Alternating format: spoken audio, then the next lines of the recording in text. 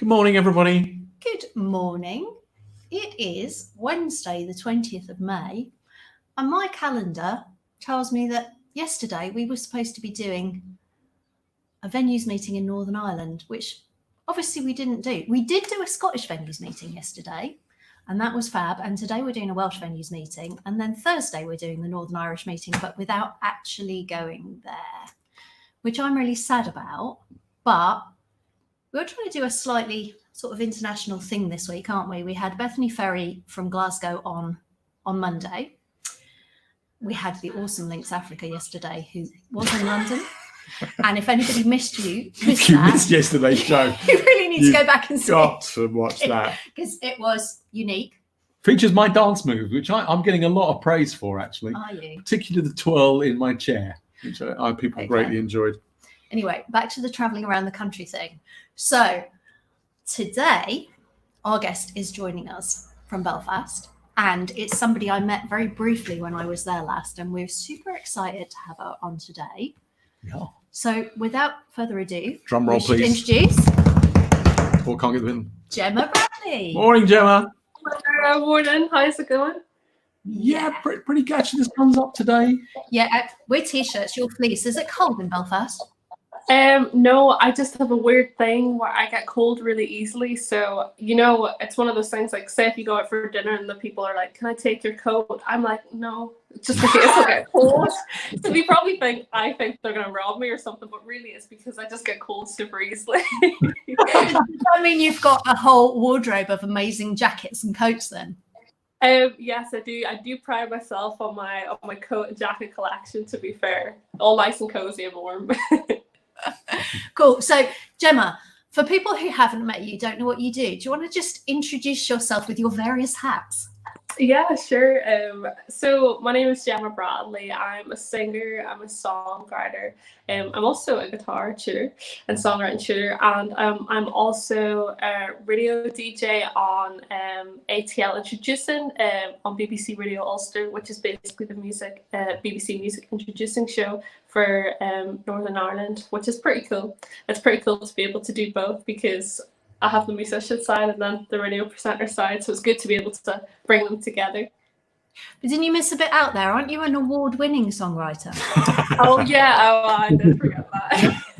Well, yes, I guess I am an award-winning songwriter. You have to wait for other people to say that, I think. That's politeness. This is the second one this week, because Bethany, who we had on Monday, had also won an award, actually a BBC Songwriting Award. Oh, wow. Which was really fantastic. And we've won a songwriting award as well. So we're full of young talent this week, which is really awesome. Yeah, and doing the introducing show, I guess you have a good handle on what talent is coming from Northern Ireland and what's developing. Pick at your 5 best things. What's the 5? Oh, no, they can't do that. That would be so mean. Well, can't be putting me on the spot like that. But yeah, no, like you say, I guess because doing the introducing show, and as well just being a part of the music scene here, I have a good kind of knowledge and idea like what's happening here in Belfast, Derry, all over Northern Ireland, and there's just so much good music coming from here. Like, it makes me so happy to be a part of it and to be able to, as well, I guess be a part of it too, because we've just such a great music scene here. We really do. I think when we were over, the last 2 times we've been over for venue meetings and everything, it really struck me there was a lot of talent around and everything.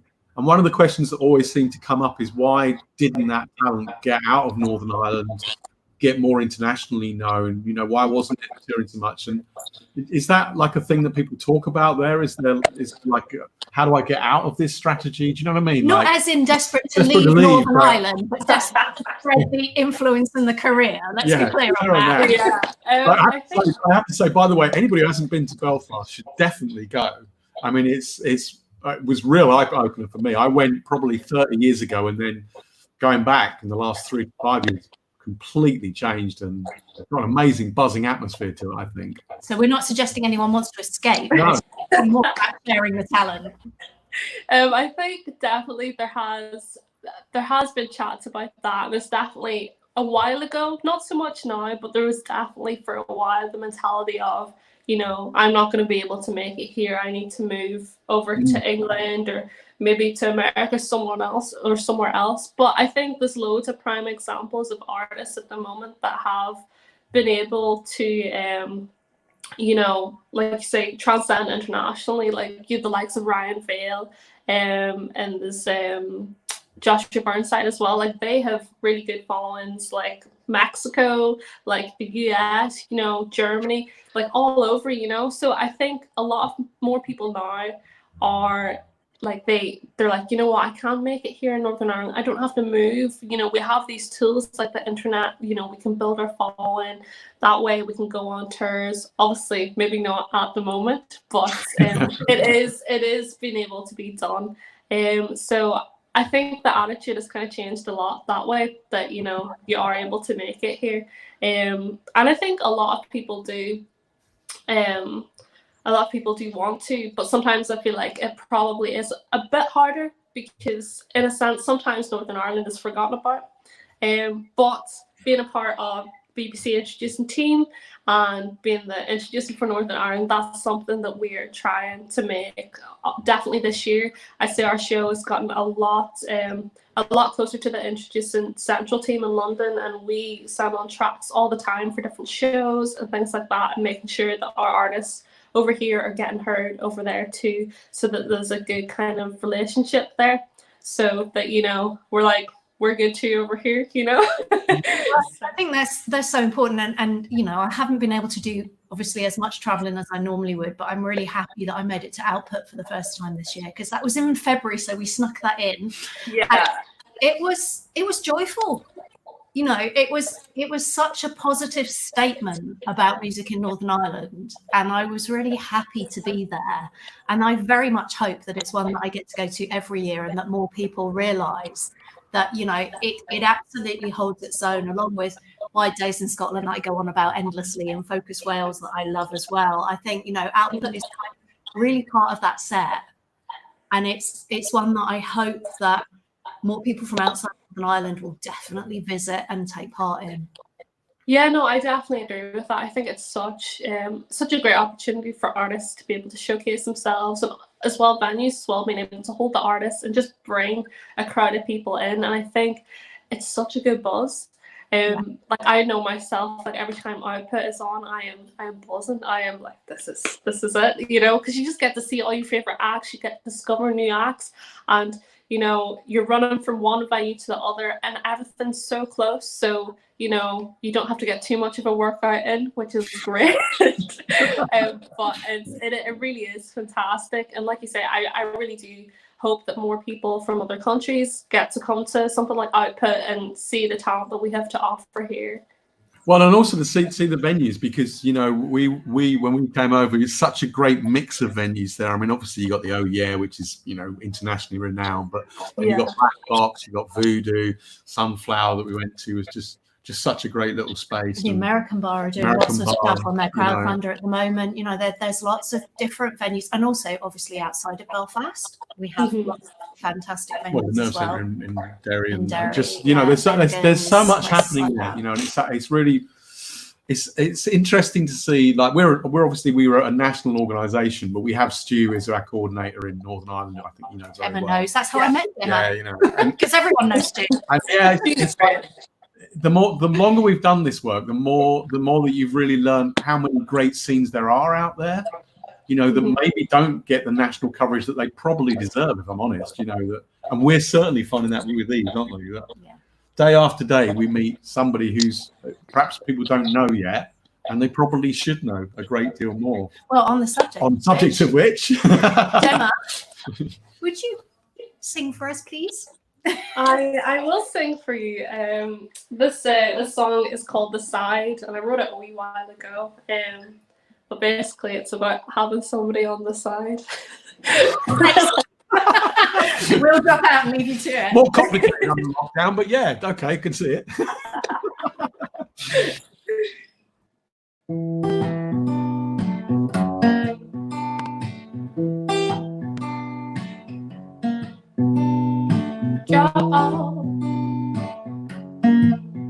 What you gonna do? I see right through you. What light night all. Cause you came running, said you're feeling lonely, and I just can't deny. Cause you came running, but you wore the same disguise. Cause you came running and telling me lies, boy, I can't deny. Cause you came running and telling me lies on the side, the side, the side. You're it won't be been through. Is it true? That she's with you? Cause you came running, said you feel lonely, and I just can't deny. Cause you came running, but you wore the same disguise. Cause you keep running and telling me lies, boy, I can't deny. Cause you keep running and telling me lies on the side. And who dies think he ace? Eyes running away, making mistakes. Who dies think he ace? Eyes running away, making mistakes.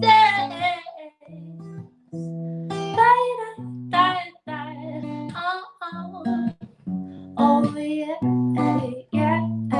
Cause you keep running and telling me lies, boy, I can't deny. Cause you keep running and telling me lies on the side.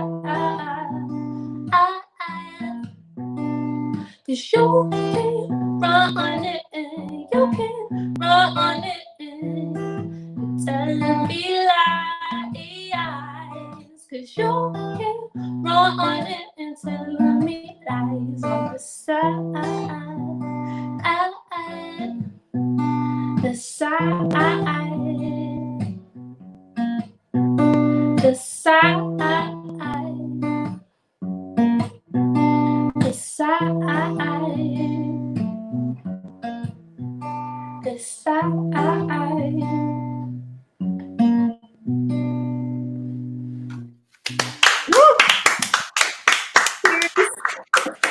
Excellent. I have voice envy this morning, Gemma. Pardon? I have voice envy. Oh, stop. Thank you. Really lovely. Thank you. Yeah, tons of comments pouring in as usual.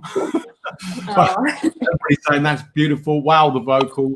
Somebody said this is an interesting thing. I love regional accents. I love regional accents. It always amazes me how accents vanish when someone sings. A lot of the time. Not always.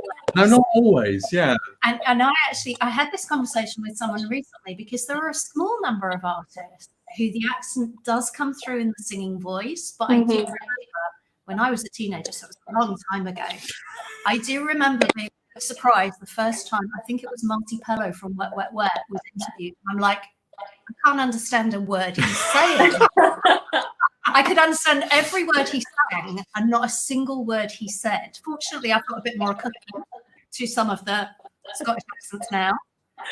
But yeah, it is an interesting one. I mean, anyone just listening to your music would not be able to place you at all, would they? No, definitely not. Definitely not. I actually remember in school and stuff, and my friends were like, I remember the first time I heard you sing, I was shocked that came out of your mouth because of the way you speak. It's like, true, fair.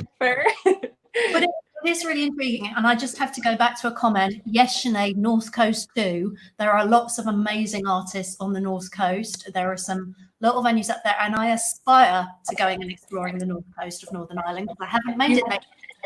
You really should. You should try and make it to an Atlantic Sessions, which is fantastic, fantastic kind of mini festival, loads of different artists and bars. I've played it myself, and it's just a fantastic kind of weekend of just music, all over the North Coast, and you can get wee ice cream as well. It's lovely. Top tips: music and ice cream. On the career side, on the singing and the songwriting side. Yeah.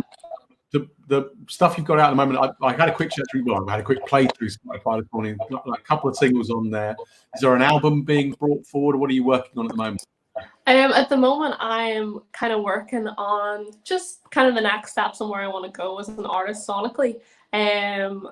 Yeah. So basically, there'll be kind of a couple of singles released and then an EP. That's the plan. I'm holding off on an album for now, but I'm not saying no. There will be one in the future, but maybe just not right now.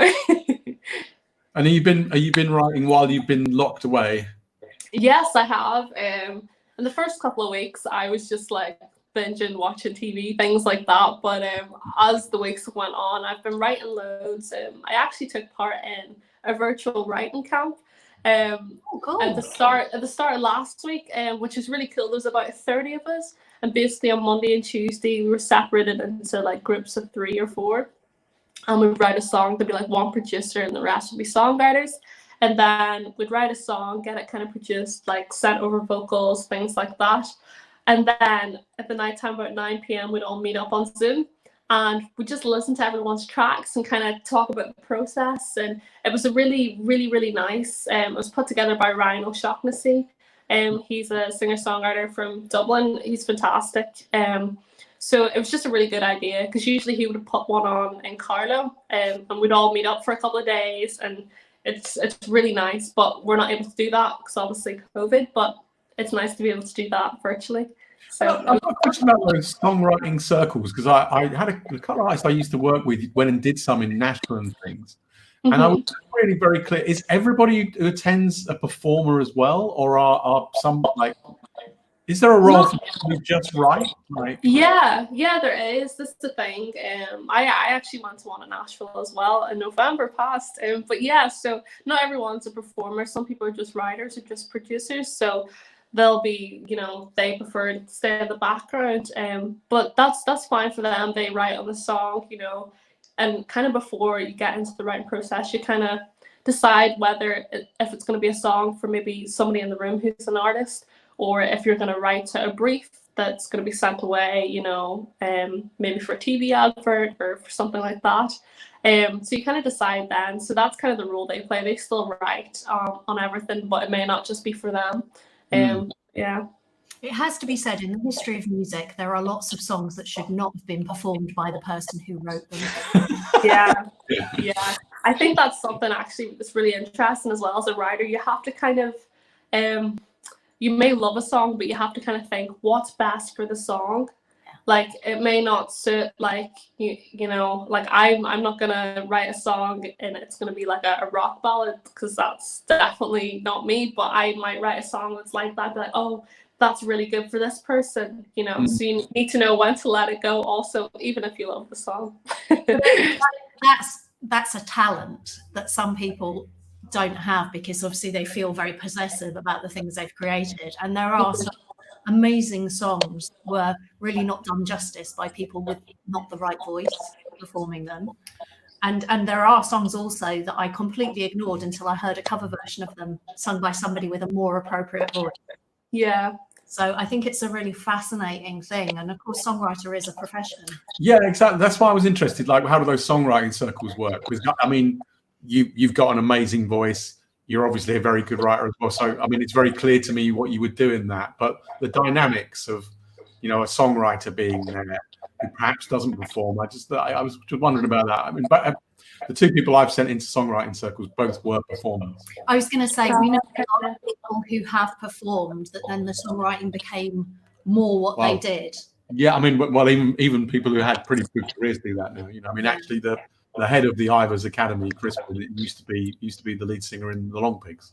Love, but I mean, and he's gone on to write for so many artists, Newton Faulkner and all kinds of people. So he's got a really great career as a songwriter, no matter how much we ask him to come back to performing. I see we should go on to Elevenses. That's a good idea. Spin won't come No, on. of course. Be worried about the stories we'll tell. Kerry Burke, examples, Bev. A song that's better performed. Come on the spot now. Everybody think Mott the Hoople's version of All the Young Dudes is better than Bowie's. There, I've said it out loud. I mean, there are definitely people that I think have talent as songwriters that are really not up to it as singers who actually had big recording careers. I mean, there are artists who make me cringe, and I'm not necessarily saying that they're songwriters, but Hold on, hang on a sec. Name those as well. okay, Michael Bolton is not a singer. And I mean, you're too young, Gemma. You won't even know about Michael Bolton. But I do actually know who he is. It's very famous, yeah. So wait, the power Gemma, ballads he wrote. But this is where you should say my dad likes him. That's it. You should get in with But it. you know, he's no singer, and yet he fronted songs that he'd written that would have been so much better delivered for the genre they are by someone with a much more powerful voice. In my opinion, this is not anyone's opinion. This is Bev Wittrick's opinion about music. Let's clear that up and expect this comment section to explode any second with Michael Bolton. Gemma, do you have a second song you could do for us? I do, yeah. That would be fantastic.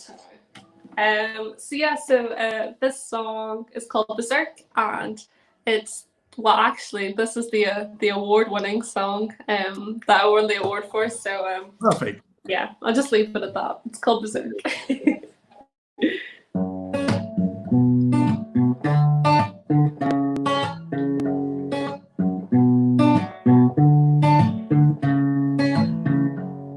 Why you say the friend is gone out?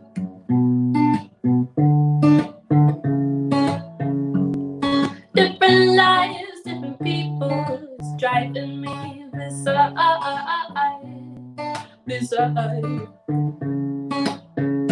Pain strike after strike. I didn't sign up for this double-leaded life. Actors I don't try, give me grief. Another perfect lie. Who do you think you are? Who do you think you are? I don't owe you anything. Owe you anything. Don't it like to see to even I'm feeling this way, I'm feeling this way. I don't owe you anything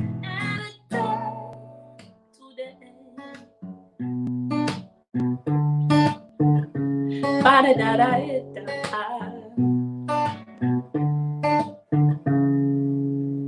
This freight train crisis, it's time to crash and burn.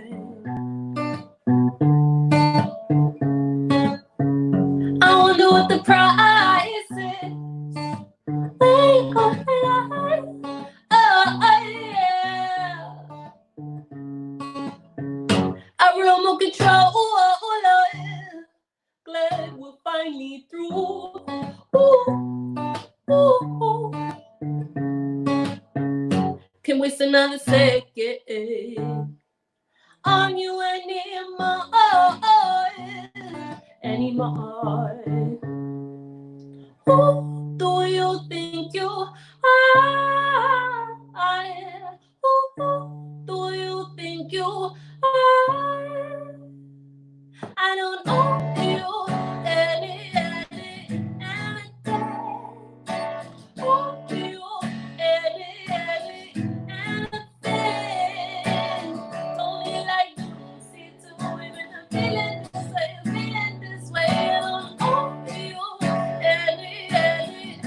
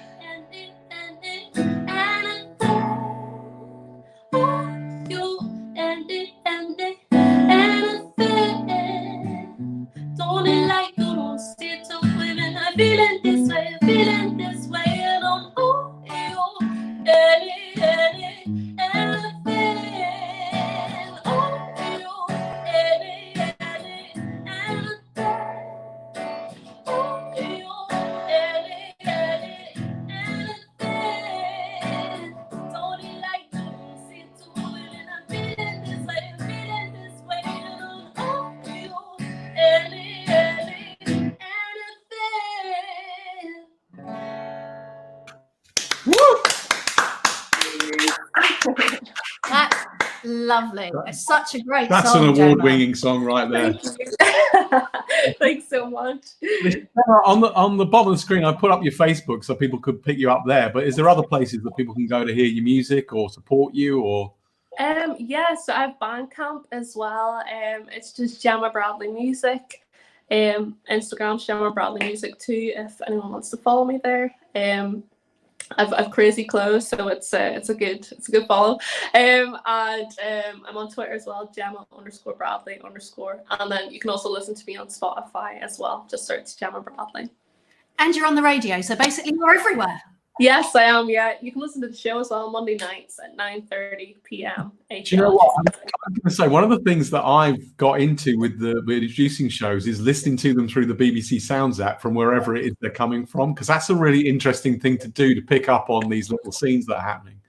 So I start with Sarah's down in the southwest. Yeah. Well, actually, what I was going to say is Sarah and Abby, who are both patrons. I didn't even say Gemma's going to be a broadcasting patron of Music Venue Trust, and she's going to join the ranks of our broadcasting patrons at the moment, that include people like Steve Lamack and Vic Galloway, but also other introducing presenters, including Abby McCarthy and Sarah Gosling. And what I was going to say is the introducing ones, they all have this boundless enthusiasm for the music that they introduce, the musicians that they're supporting, and it's such a joy to listen to, because it's about a support system, isn't it?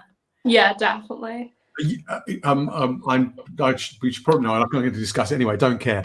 Are you allowed to play the music you like at the moment, or is your show been made to play more off the playlist? No, so we don't have like a playlist that's given to us. What we do, it's a team of three. It's myself, my producer Rory, and then my other producer Rosh. Oh, we've lost you. Oh, we've lost Gemma. Oh, she's back.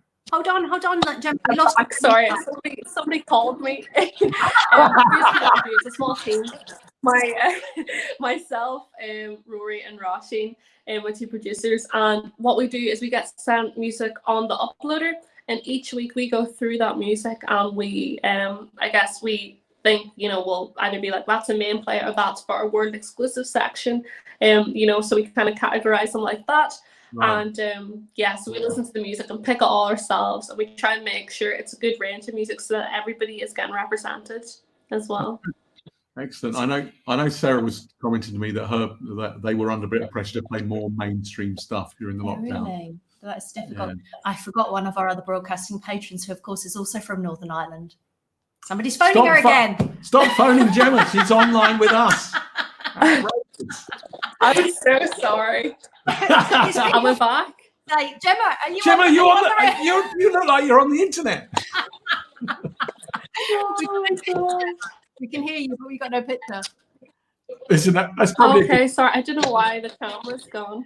Don't worry, we're kind of out of time anyway. But listen, thank you for coming on, Gemma. And we keep saying to people, hope we don't ever meet like this again, and hope to see you in person sometime. But yeah, thank you so much. Be in touch about adding you to our patrons on the website, because we definitely want you there, and we love the music. Thank you so much. Fantastic. Thank you so much for having me on. Sorry about the phone thing. See you soon. Gemma, thanks. Technical faults galore. Well, I mean, as everybody keeps saying. Just wait. Let's get into the meat of these comments now. Let's get into the meat. Andy Lenthal says Michael Bolton's hairdresser shouldn't be a hairdresser either.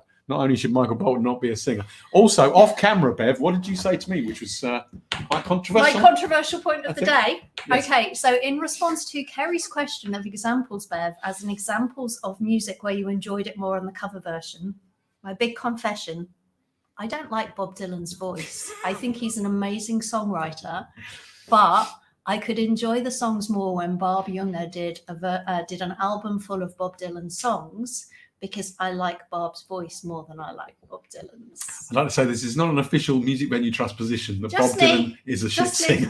I didn't say he was shit. I said I don't enjoy his voice. Listen, we've got to go back to work. Thank you very much for joining us for Elevenses. Before anyone could comment. I'm getting out of here before the comments explode. Thanks very much for joining us. See you tomorrow. See you tomorrow. Bye.